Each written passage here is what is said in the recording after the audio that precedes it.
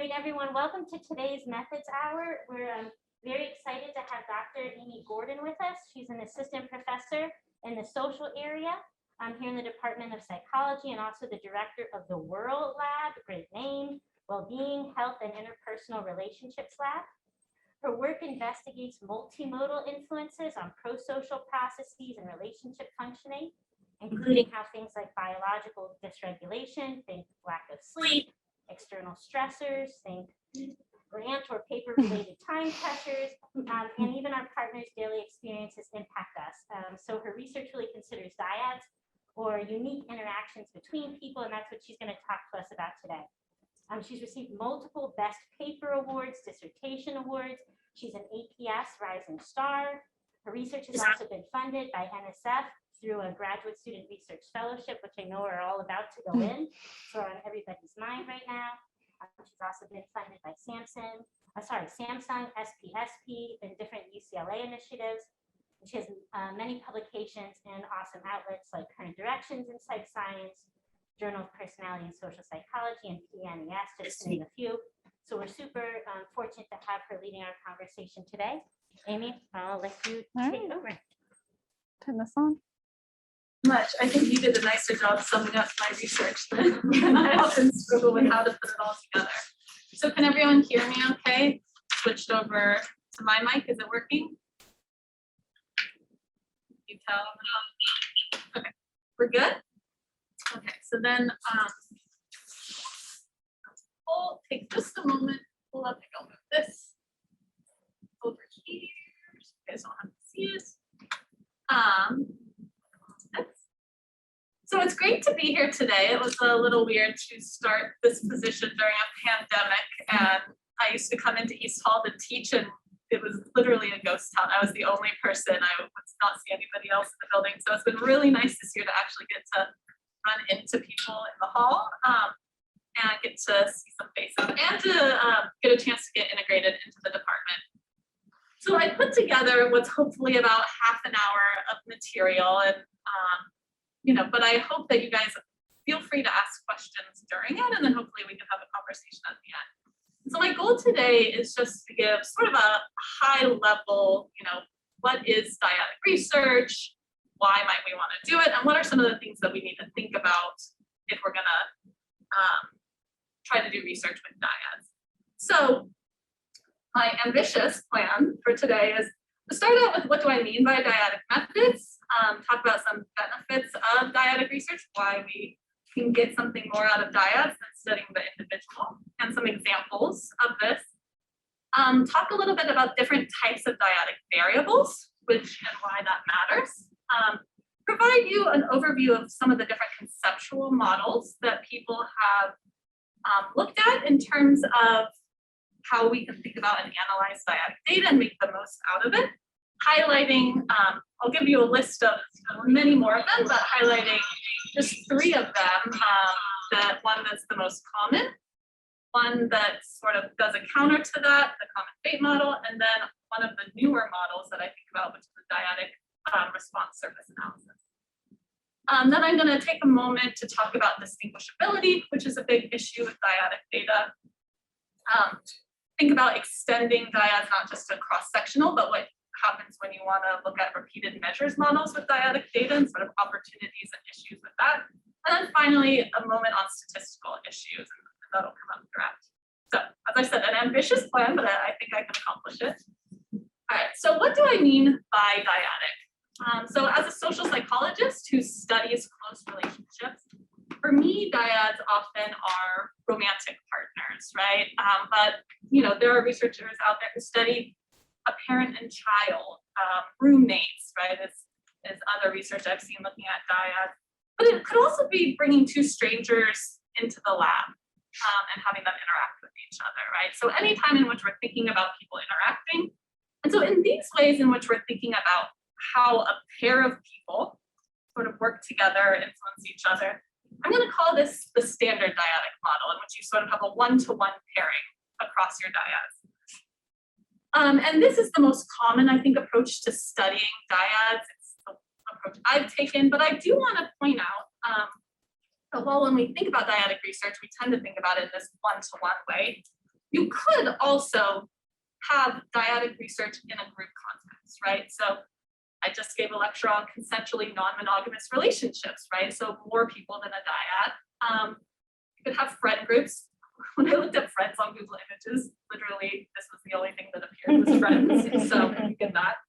Or family. So you can have a parent-child, but what if you have multiple parents and multiple children? And so thinking about this, even though we have these groups, we can still, there's different ways to analyze them. And one way is still to be concerned with the dyadic relationships. So the social relations model has attempted to do that by looking at how in a group, each person sort of uniquely interacts with each other person in the group. So you can still see here, these arrows are suggesting these dyadic relationships, even though it's in a larger context. And from a relationships perspective, one of the methods I know that's really utilized this is research on speed dating. So they have lots of people come in and have these brief, 4-minute conversations with each other, and they use those dyadic relationships or interactions to get bigger information about sort of how I perceive my others, how I perceive others, and then the unique relationships that each sort of dyad has. And that's a social relations model. Another possible model that they talk about is the one with many. So this might be if you're interested in a parent who has multiple children. So you have one parent, but then they have dyadic relationships with each child. So the parents reporting on each of the children, but each of the children are reporting back on that one parent.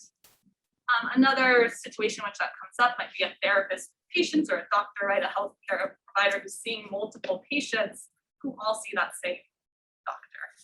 But again, there might be different questions you have, but to the extent that you're interested in the unique relationships between each of the members, that I think still fits under this umbrella of dyadic. So across all of this, what are the benefits of dyadic data? It's more work to collect this data, right? Typically to be able to pair people up. So why bother to do it? So as a social psychologist, one of the big benefits is that we're actually able to examine social interactions and social influence when we look at multiple people and how they interact, rather than just bringing a single individual in and having them imagine something happening or looking at how they are on their own. So it allows us, if you actually, you can do it dyadic research that's just self-report, but you can also, a lot of what we do is bring people into the lab, have them interact with someone else, and really capture that dynamic influence between the two. Another benefit is that when you have multiple people reporting, you can get multiple reports on an experience, right? So I can tell you how I think our relationship's going, but if you also ask my partner, you're going to get more information, right? About the relationship, about their perception of me, right? So we might both report on conflict, and that just reduces our noise when trying to measure that construct. Also, we put value in peer or observer reports. So we think, yes, we have some access to information about ourselves, but other people who observe us also have access. So if you ask me about myself and you ask my partner or my friend, my roommate about myself, you might gain more insight into me and who I am. Also, it allows us to capture both perception and, I'm going to call it reality, right? Like, what is the perception? What is the reality? We could have a whole time debating who knows us best. But if you just ask me about my relationship with my partner, my roommate, whoever, you're going to get my perspective on it. You can ask me how I think about the other person, but then you can actually look at it and you gather the dyadic data, that link between perception and what the other person actually reports. So without capturing both people or multiple people, you're not going to be able to link those up. And finally, one of the things that I really like when I think about dyadic data is being able to model what I call unique dyadic outcomes. So we can look at sort of the main effects of how I am, the main effects of how my partner are, and how we influence each other, but we also consider the interactions between two partners, right? So I'll give you an example later that I study sleep. And so I might be interested not just in how my sleep affects my outcomes or my partners, but how us as a unit and sort of our unique dyadic features, are we both good sleepers, poor sleepers? How does that sort of interaction between us shape those outcomes? And it might be that there's just main effects, but there might be interactive effects as well that you can't capture if you don't have both person's information. So, as I said, to give an example, one of the things that I study is sleep and its role in relationships. And so with individual data, I can ask, how does a person's sleep affect their relationship quality in terms of their own experience? I can also ask how their perceptions of their partner's sleep affects their relationship quality. If I think my partner slept badly, and that's valuable data, but we kind of have to stop there in terms of understanding, the relationship quality if I'm only gathering data from that one person. But if I get dyadic data and I get both people to report on their experiences, I get those first questions I just mentioned. But I also ask, how does one's partner's actual sleep affect my relationship quality? Not just my perceptions of it, but if they report sleeping poorly, even if I don't notice that, is it changing their behavior in some way that I then pick up on and that impacts me? We also can ask questions of accuracy, right? Or agreement. So, how do my perceptions link up to what my partner actually is doing? And does that matter? Right? Does it matter how accurate I am in terms of what's happening in our relationship? Do I need to see clearly how well you're sleeping for that to have an effect? And of course, there's other variables that might be more relevant for. And a big one, again, is that sort of unique dyadic effect that I brought up. So how do partners sleep interact to predict relationship quality? So in my research, I've looked at this and sort of asked that question of, do you just need one well-rested partner? Right? If I sleep well and you sleep poorly, is my good sleep enough that I can sort of down-regulate anything that's going on with my partner if they're, have lower emotion regulation or something? Or does it turn out that just one tired partner is enough to bring us down, and you really need two well-rested people? So it turns out we found that for conflict resolution, it did take two partners being well-rested. So we're not great news, but we'll stop there. And then another question we can ask is, is it better if partners sleep similarly, right? So there's a lot of questions that get asked that can only come from dyadic data about similarity in dyads and what that means and whether that matters, right? So maybe, if we both sleep poorly, both sleep well in terms of our fit and how we feel about the relationship, that's fine. It's just when we have this mismatch that I think we should be up early and you just want to sleep all day that we experience problems. And so these are empirical questions that we can test if we gather data from both people. So another very different example is synchrony. So I just want to put this out here to sort of I'm just giving you a few examples of the different types of questions you can ask, right? And this one doesn't even have an individual equivalent because you really have to have a dyad or a group to be able to test these. So in some other work I've done is looking at physiological covariation, right? And so this is, looking at cardiovascular reactivity, but it could be people's emotional reports or, neural functioning, where we're gathering sort of people as they change in the moment over time and looking at how they change in line with someone else and what that means for their experiences, right? So you could have research looking at if you have a social interaction and one partner or person in that interaction has higher power, or is their physiology more influential?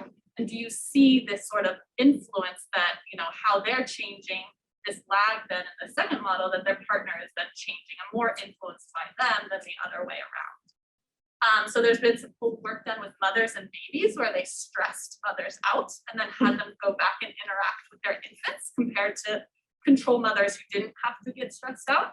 And they found that there was some influence that those mothers sort of passed that stress contagion onto their infants. Turns out a lot of it was through touch. They did follow-up studies where they didn't let them touch their infants and they didn't see nearly as much of that spillover or contagion. But that they looked at the physiology of both the mother and the baby and looked at how they covaried or the influence of one to the other to look at how the mother's stress affected that infant, something that you just can't do if you don't have two people. And also you could look at things, so those are sort of ideas of influence, but also just linkage, right? So if there's research with couples looking at if couples, are more in sync or co-vary more as they interact with each other? Does that mean something different for the relationship than couples who are less in sync? And actually, in negative interactions, being more in sync is a bad thing, right? It suggests sort of this upregulation that you're both sort of moving in that direction in terms of negative arousal. But if you have actually less of that covariation, suggesting that one partner maybe is able to downregulate the other partner, that actually can lead to better outcomes. So those are some examples of what we can think about or do with our dyadic methods. And then what I want to talk about next was briefly just thinking about, there's a few issues that arise when we study dyads. Not only time-wise can it be more work to gather two people or a group of people than to just gather an individual. And then once you have that data, what you do with it, which is why we're here, what do you do with it? So in terms of statistical issues, and so I want to break those apart. Statistically, there's certain issues we face, and then conceptually, there's other issues we face. So in terms of the statistical model, we have to account for the fact that these individuals then are nested within a dyad, right? And so there's non-independence between those two members of the dyad, violating our assumptions of independence and the errors. And so we have to account for that, right? And Natasha gave a great talk on sort of thinking about this nested data and different ways of doing it. Dyads are sort of a unique piece of this, because in terms of how we deal with that, but there's a few different ways that we can deal with this. And one of them is just to adjust for non-independence of the residuals using marginal models, very similar to a repeated measures approach. People often also use it by modeling the dyads as clusters, using mixed or multi-level models, or modeling them in SEM and placing the proper constraints and covariances on those dyads. However you approach it, what's important is to be aware that you have this non-independence typically between the two partners that you have to account for. So you can't just throw them into a OLS regression and expect that everything is fine. What I want to point out is that part of it, which is controlling or adjusting for that non-independence, is a different piece than thinking about what conceptual model you use when you look at your dyadic data. So the conceptual model is more about how you're going to set up the questions that you ask in terms of how that person and their partner, those variables predict outcomes, how they relate with each other. So this is more on the front end of sort of what predictors you're going to go put into the model, right? Whereas I think of the statistical model often as being more on the back end of how you're adjusting for everything going on under the hood. So we can examine unique effects of the self and the partner on outcomes. We can examine unique dyadic influence through interactions or similarity effects. And those are often sort of the main approaches people take with dyadic data. So I want to spend more time talking about this conceptual model, and then I'll come back to the statistical issues at the very end. So there are a lot of different conceptual models that have been developed to think about dyadic data. I will note, and I should have said this at the beginning, I'll post these slides on my lab website. We have sort of a place for stats resources. I don't know if they get posted anywhere else as well. Yeah, so we'll post that so this is mostly to think of it just as a reference if you're trying to learn more about different types of models you might use, to just throw some of the most common names up there. We've talked about the social relations model and the one-to-many model, which are ways we can think about sort of dyads within the context of groups. And the rest really focus on that one-to-one dyad, that standard dyadic approach. So I'm going to go over 3 in more detail today just to highlight some of the different ways we can think about it. The actor-partner interdependence model, as I mentioned, is probably the most common that you see out there. So if you get into dyadic research at all, you are likely to come across what they call APIM. But then there's other models. And so I just want to present one other sort of standard dyadic model to be aware of, the common fate model. And then finally talk about dyadic RSA, or response surface analysis, which is a newer way of thinking about sort of how we can look at dyads. Before that, I want to talk about types of variables, because this is going to determine which type of conceptual model and even which statistical model you end up using. And I will come back to that in more detail, but just to put it out there. So you could have variables you collect that are between dyads, right? So this would be one score per dyad, but it can differ across dyads. So an example of this in romantic relationships might be the relationship length, right? Even when we ask partners, they don't always agree on how long they've been together, which then we don't know quite what to do with that, because we know that there is, one answer per dyad. Other thing is number of children a couple has together, right? Roommates, how long they've lived together. So anything in which there's one score for the dyad would be considered a between dyad variable. There's also within dyad variables. So this is different within the dyad, but actually the same for every dyad. So examples of this are something like division of labor, where every couple ends up at or roommates or whatever end up at 100%. So across dyads, it's the same total, but within the dyad, there's different numbers. And you're really comparing across that dyad, right? If you bring strangers into the lab and have them interact, and you're looking at the amount of time they spent talking, right? Everyone talked for 5 minutes, but the proportion might differ within the dyad. And then there's mixed, which is the most common. This is typically what we're collecting and interested in by and large. So this is different both within and between dyads. These are individual level variables we might assess, right? My self-reported relationship satisfaction could be the same, could be different from my partner's, and our average could be the same or could be different than other dyads, right? So it could vary both within and between dyads. Age is another example, right? So we can have mean level differences across dyad roommate pairs or something with age, but we also can have differences within the dyad. And again, typically the questions we're asking, this is often what we're looking at, but not always. So what I am going to show you today is primarily focused on outcomes that are these mixed variables. And at the very end, I'll talk about if you don't have that, if you're interested in something else, what that means. So starting then with the actual conceptual model. So again, thinking about that we're trying to predict something about the individual, but that they're nested within these dyads. So the active partner interdependence model, or APIM, which again is the one that I see out there the most often, it's a model that simultaneously estimates both the actor and partner effects on an outcome variable. And this is the conceptual model that you would see sometimes drawn in a paper when they're explaining it. So it can be done through SCM, as you can see, you could literally set up this model, but it's also a model you can run in multi-level modeling. And the other thing I want to point out is, I think often when people start doing dyadic data, they say, because I have dyadic data, I had to analyze it with this APIM model.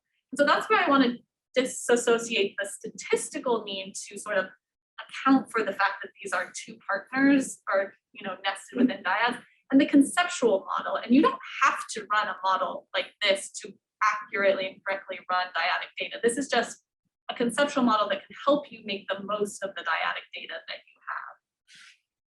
So here, an actor effect is the effect of someone's own independent variable or predictor on their own outcome, accounting for their partner.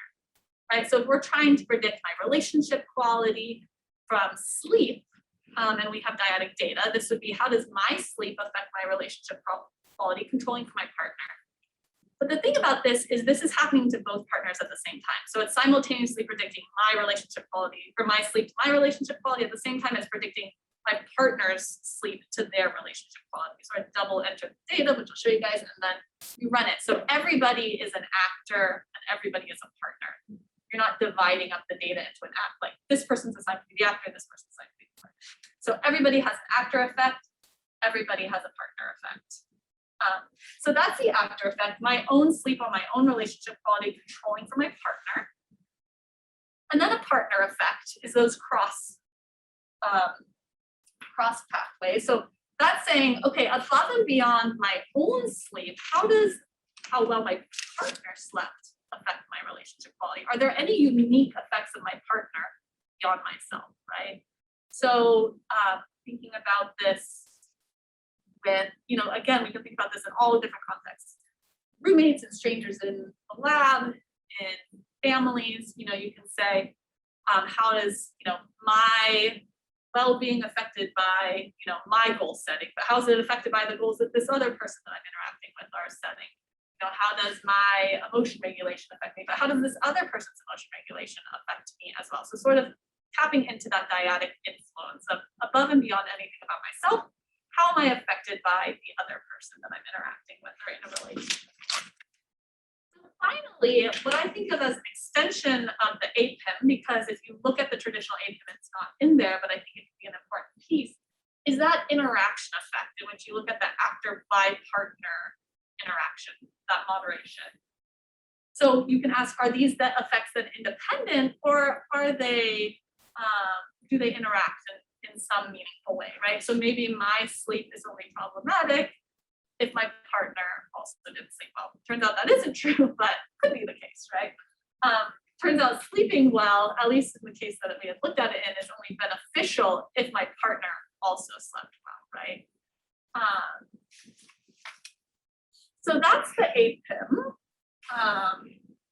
So again, sort of the most basic, I won't call it basic, but the foundational model that I think people tend to go to when they think about doing dyadic data and accounting for their own effects and the partner's effect. But I also wanted to bring up the common fate model, and this is something Rich and Gonzalez and I were talking a little bit about, because I think we both independently realized how often people were using APIM when actually that might not be the most appropriate conceptual model. So the common fate model is this idea that you're gathering information from these two members of a dyad, but that those individual scores are representative of something that's actually happening at the dyad level. So I have done this. I have predicted people's reports of conflict as if that's an individual level variable, right? Like a mixed variable that, sure, I have my own level of conflict, my partner has their own. And statistically, it's okay because people don't actually perceive, you know, the same amount of conflict. But conceptually, I'm interested in what's happening in the relationship that they're experiencing together and not necessarily their individual experiences. So in recognition of that, the common fate model, which doesn't get used as often in these cases might be the more appropriate one. So this is more, you know, where you think of these latent factors, that you're getting indicators of something happening in the relationship from two reports. And that's what I was saying before, one of the benefits, right, is you could reduce error a little bit or noise by capturing multiple reports from multiple orders and then using that to sort of get some information about what's happening in that relationship, right? So here we might say, well, are couples who are more intimate, do they have better conflict resolution, right? But we think of intimacy as something that's happening at that dyad level. It's really a two-person experience. And so it's better to ask them each and then create this latent factor rather than just act as if it's an APIM model and it's like my intimacy to my conflict resolution, my intimacy to my partner's conflict resolution. Well, conflict resolution is us working together, right? So it's really a dyad level variable. So I just wanted to, you know, point that out as a counter. Yes. Does that help with common method bias? Or would reviewers think that that kind of modeling would help? Well, I mean, we're still suffering that our predictor and outcome might be common methods, but you're thinking because we have multiple reports of it that it might. Yeah, but not really. Not the same as other reported. I mean, when I think of common method bias as being an issue, is that okay? It's like I'm self-reporting and I'm self-reporting, and it's like the way I self-report is something in here versus collecting like an observational or physiological.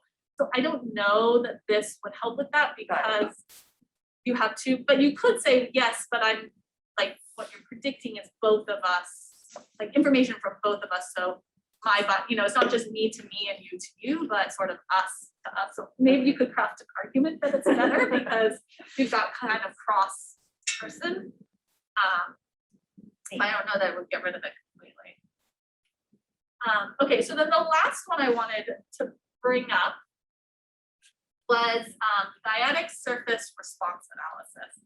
So this is something that I'm seeing come up a lot more. It's being done by grad students here in Robin Idelson's lab, and I'm seeing more papers with it. It's really hard to explain well, and I haven't done it myself, so I'm gonna make my best effort at this.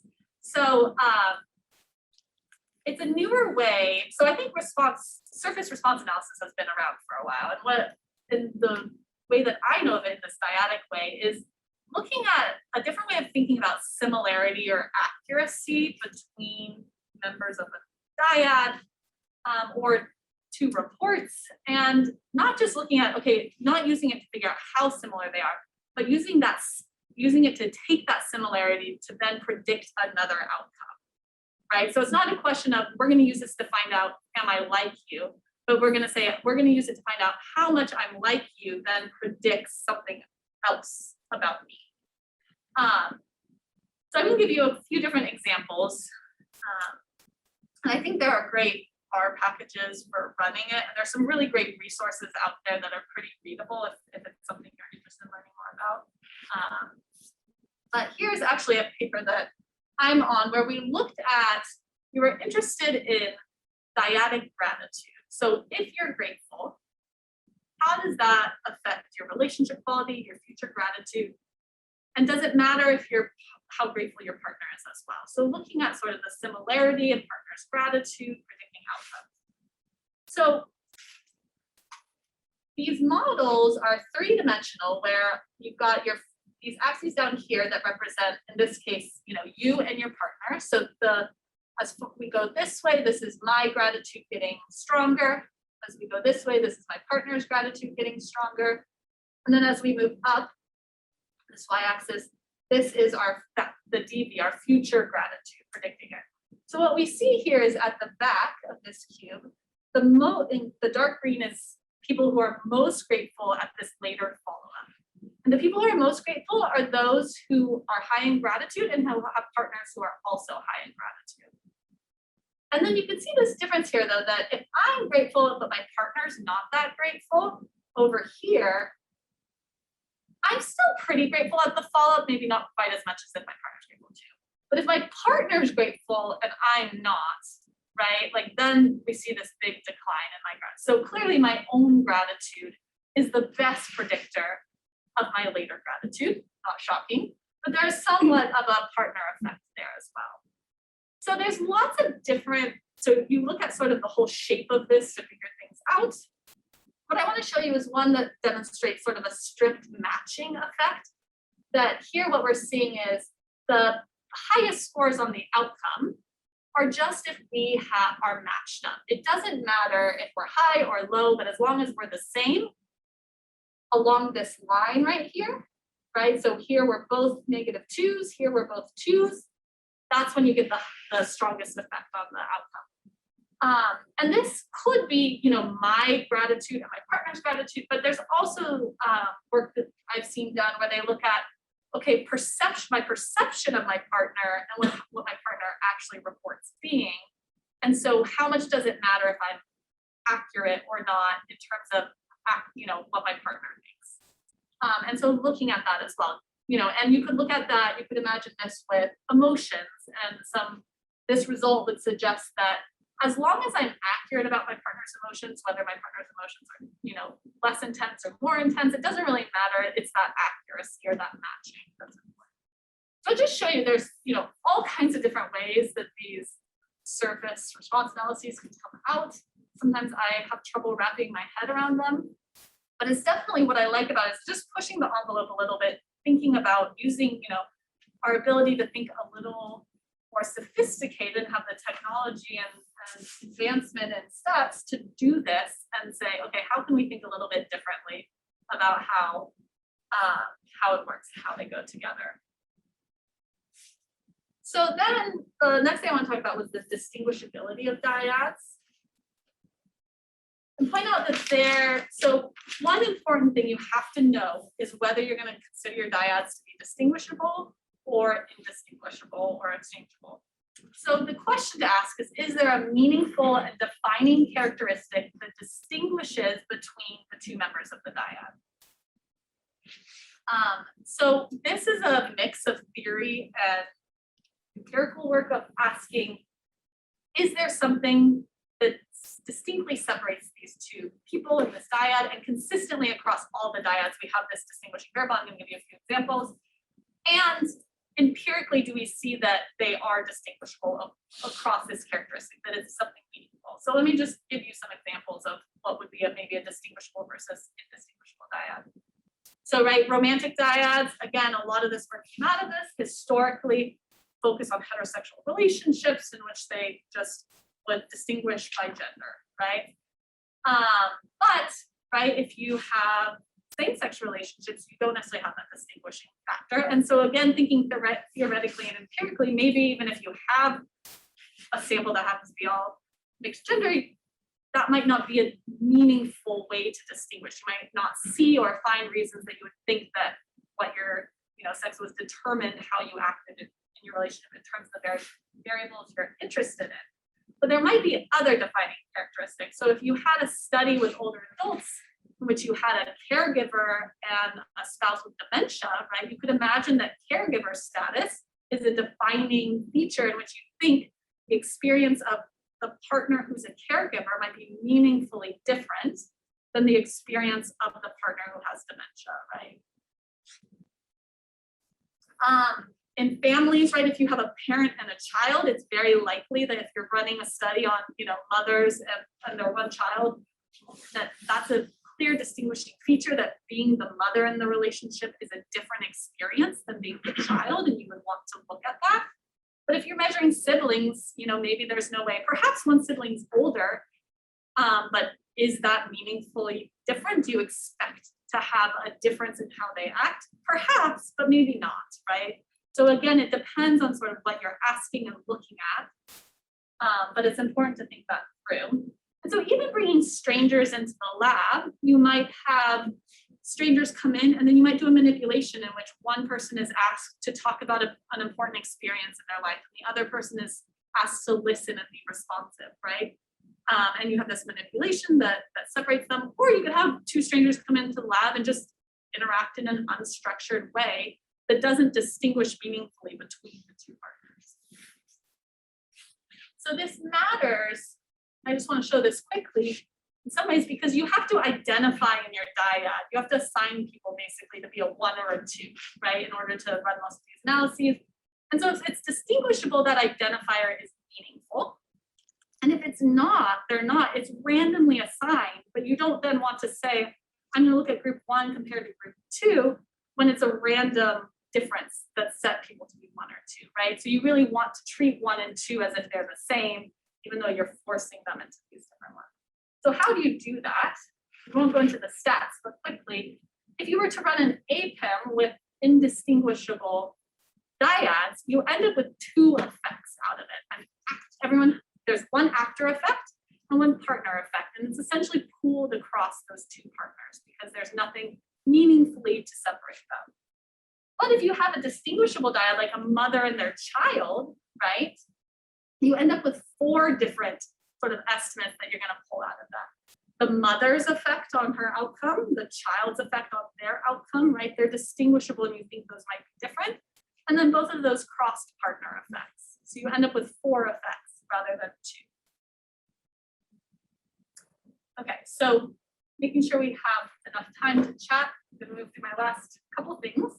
So I wanted to briefly talk about repeated measures models. I'm not going to go into it too much, but we can ask really interesting questions about how people change and influence each other over time. We could do this as like with physiological synchrony, like we talked about at the beginning. This could be diary data. I do this a lot where we ask both people for a few weeks to report on their daily experiences and then look at how they influence each other that day or one day to the next. It could be longitudinal studies over time, looking at longer term change. So I just want to put a graph. We can think about this, this repeated measures as going from second to second to, year to year, where second to second might be sort of physiological or the moment emotional experiences in a social interaction in the lab. And then you might be collecting more or less self-report or observational behavior. Maybe you bring a parent and a child back into the lab every year for a number of years and look at how the way they interact with each other changes, how their feelings about their relationship changes. But the key here that I want to point out is it's often easy, if you think back to sort of the repeated measures data, to think that you'd have some sort of 3-level structure in which you have all those repeated measures nested within a person, and that is further nested within the dyad. But you have an issue, which is that at time 1, both of those people are experiencing the same thing, right? If they're doing a diary and they fought that day, they're both reporting on their relationship and that conflict. So there's non-independence between time points within that dyad. And so an assumption is that all of my time points in a 3-level model are totally independent from time points from the other person. And here we violated that. So there's different ways statistically to deal with this, but what I just want to point out is it's better to think of this as something more like a cross-classified model in which individuals are nested both within time and within the dyad. And so there are, again, if you're actually going to do this, there's ways to handle it, different ways to handle it that are still getting figured out, but it's just important to know that it isn't just a straight 3-level model without any constraints or things applied to it. I also want to say that these are some of the more complicated analyses and models to analyze, and I think people are still figuring out the best way to deal with dyadic longitudinal data. Things like deviation, power analyses, how to do all of this well is still getting figured out. So think about that, because you basically have all these same issues that might come up with multi-level modeling, and you add this complicated dyadic to it. So there's different models you can use for it. Stability and influence model, a random intercept cross-like panel model, dyadic growth curve. All I want to say here is what model you use is going to be driven by sort of how that data was collected and what question you have. So there isn't a right model, it's just what you want, what question you're trying to answer, right? You're going to have a different model if you have 100 time points that are seconds within a social interaction versus 3 time points measured across 3 years. So finally, I wanted to just point out this last piece is statistical issues. So if you're dealing with non-independence, there's, as I mentioned, different ways to do that. And some conceptual models can be analyzed, with any of these approaches and yield similar outcomes. Some models might be easier or require one type, just depending on your question. If you're trying to do something like a common fate model with a latent factor rate, that's going to be much easier in SEM, maybe not possible in multi-level modeling. If you have tons of data points, it might be a pain to model that in SEM. So again, there's no right way. It's going to determine sort of what your data is, what question you're asking. But what I want to end on is that not all dyadic data is non-independent. And this is something that I've seen when I've taught about or talked with people about this. If your question is something that's happening at the dyad level, right? So we talk about those between dyad variables. It doesn't violate assumptions of independence, and your dyad is your unit of analysis. So this is the case if, again, the outcome is something like relationship dissolution. If I'm trying to predict breakups, I have 1 score per dyad. So my level of analysis is at the dyad level, and every dyad is independent from every other dyad, so we're not actually violating any assumptions.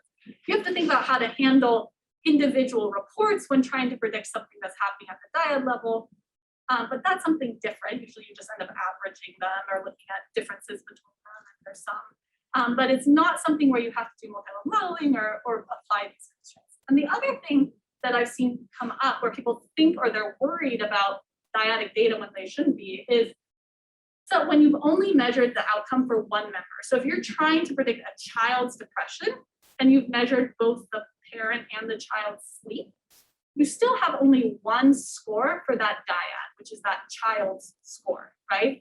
And again, then you don't have to deal with thinking about non-independence because your dyad is your unit of analysis. So that's what I have. I just want to say thanks to the people who have really, answered the questions we've had about dyads. There's a few of the leaders, including Rich, and then open it up to questions. Thanks.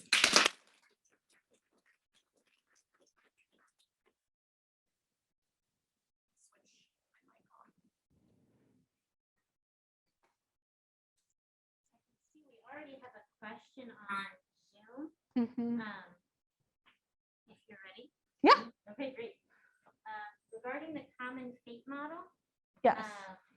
in my case, I'm using two observed variables, mother responsiveness during a mother-child interaction and father responsiveness during a father-child interaction. Okay. The DV is the child outcome, aggression or something like that. The main critique that's being heard is that the common fate model does not allow you to examine how combinations of maternal and paternal responsiveness relate to the child outcome. In other words, low paternal responsiveness with low maternal responsiveness. Is that correct?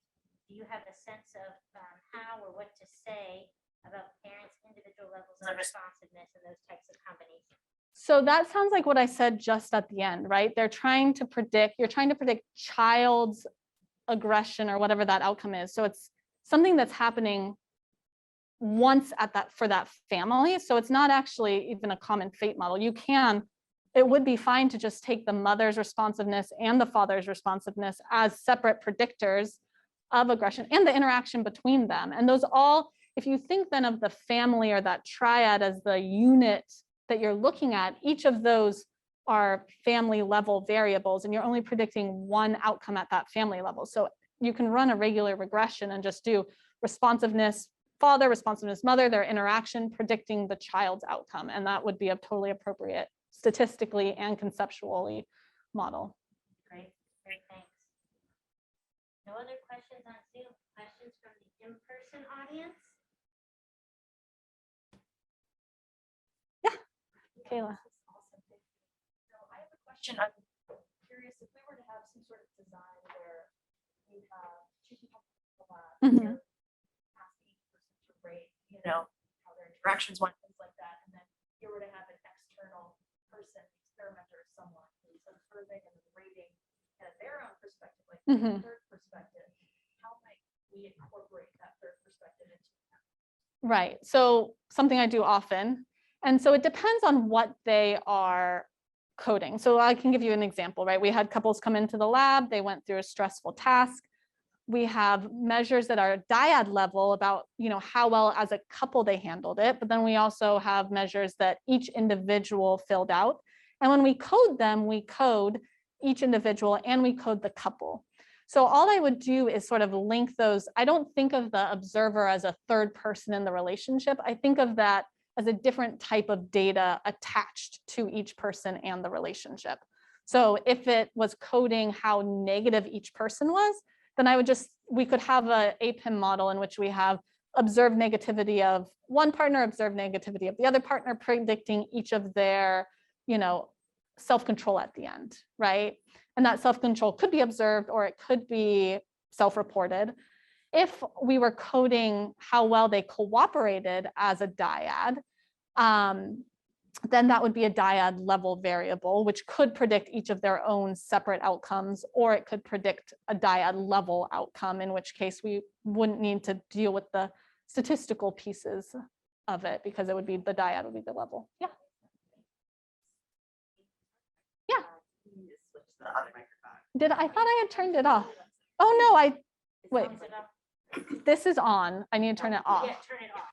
I did, sorry. Yeah, you got it. I think from students in the class, there were a lot of questions about the extent to which you can extend these models to include like a third person. Yeah. For instance, like a family model. Right. Where you have a parent report and two kids reports. You've got parent personality reported on themselves, personalities for both of the kids, and then kids also report on their own personalities. Right. And so that's where I think we are, and I brought up like consensual non-monogamyism, because we are starting to think like, how do we think beyond the dyad well? So my understanding, so I know there's things like social network analysis, but I don't think that's necessarily what you want when you have reports from people in the family. So to the extent that you're interested in how they all are interacting with each other, something like the social relations model probably is appropriate, because you can say, how am I uniquely influenced by all the members of my family? How do I uniquely influence them? And what is my unique relationships with each to some extent? And you still get that average relationship effect. But or there's like the one with many, in which you could say, how do all the kids feel towards the mother? How does the mother feel towards all the kids? But at the point at which you're trying to do something larger than that, where you want an outcome that is 3 levels instead of 2, I don't know that, like, I'd love if somebody knows the answer. Rich might know better than me. I don't know that we have that figured out yet. Wow. So I think that would be a great area. So I think, about, judges or juries, right? Like, so like how they all influence each other, and whether that, maybe you'll figure that out for us.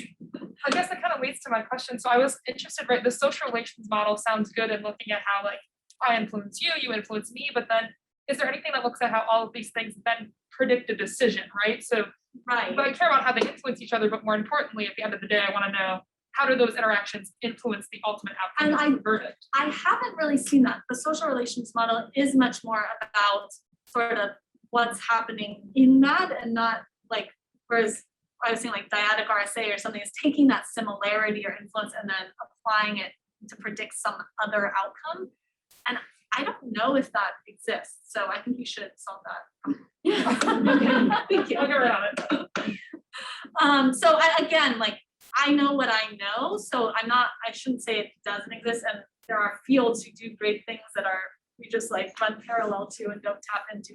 So it's possible some stuff is out there, but I don't know of that. And it's something I am thinking a lot more about is, if you take a family, how do you model all of those different pieces, and then the family unit as a whole as an influence of each piece of that, right? Are we going to run a 4-level interaction, or let's say it's a 6-person family, right? Like, how do you make sense of that? So hopefully that's something in the next decade that people will figure out. But I don't think that's one of what we still don't know. I think it's unfortunately on that side of it. But that's exciting because it means Yeah. there's like a lot of opportunity. There's many people Yeah, at this meeting today, like just Yes. getting their feet wet in the dyadic part of it. Right. And there's a lot to do, and was even Right. like ABCD study, they have the same parents reporting on the kids over years. And there you have thousands of folks. So there's Yeah. going to be data sets emerging that Right. will allow. That's what I would say. I think to the extent that people keep collecting that data Yeah. and then making it available for people who are interested in the math and stats to figure out, would be great.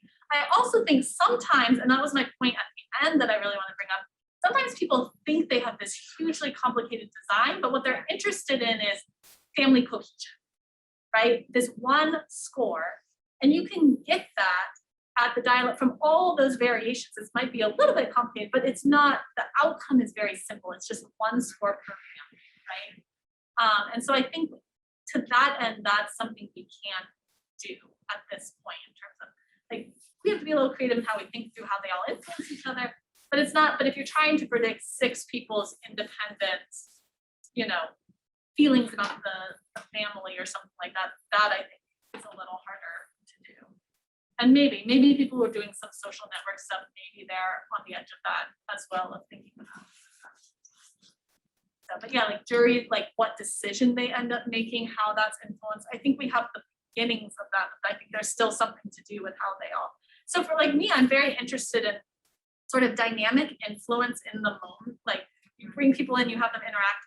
How I might come in, let's say I come in with the intention of being very selfless in this interaction with someone, but then they respond in a way that I deem as like, offensive. And so how do I react to that? And then how does that shape what I do next? And sort of how they actually in the moment influence each other, something I'm interested in that I don't know that we have the models quite yet to really tap into that. But Emily Butler is another name in Arizona that does some great work looking at sort of dynamic influence models. So I would look her up.